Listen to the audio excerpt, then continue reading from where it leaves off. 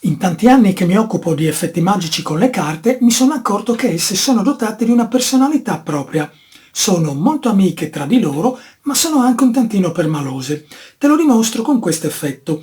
Ho qui già pronti i 4 assi. Ora prenderò una carta qualsiasi dall'interno del mazzo, per esempio il 9 di quadri, che vado a disperdere nuovamente all'interno del mazzo, con qualche taglio e con un bel miscuglio.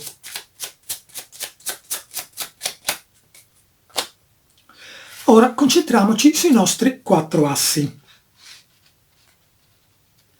Abbiamo l'asso di fiori, l'asso di cuori, l'asso di picche e l'asso di quadri. In questo caso, in questa mano, la carta più importante si potrebbe dire che sia l'asso di fiori, perché si trova in cima, in prima posizione. Cosa succede se noi dalla prima posizione la andiamo a mettere in fondo al mazzo?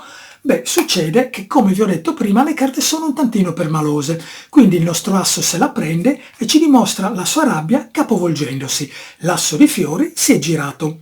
Però prima vi ho anche detto che le carte sono tutte amiche tra di loro, quindi per solidarietà gli altri 3 assi gli dicono: guarda, asso di fiori, non prendertela. Non solo ci giriamo, ma ci andiamo a piazzare anche in fondo al mazzo. A questo punto l'asso di fiori non può che essere contento e ci dimostra la sua gioia. In che modo? Ce la dimostra capovolgendosi. L'asso di fiori è tornato visibile. Ora abbiamo il nostro asso di fiori visibile in mano e sul tavolo abbiamo gli altri 3 assi, l'asso di cuori, l'asso di picche in mezzo e l'asso di quadri. In questa mano sul tavolo si potrebbe pensare che la carta più importante sia l'asso di picche, non solo perché è l'unica carta nera della mano, ma anche perché occupa una posizione centrale. E cosa succede se noi la carta più importante della mano la ignoriamo e la scegliamo per ultima dopo aver preso l'asso di cuori e l'asso di quadri, e quindi mettendo in fondo al mazzo il nostro asso di picche?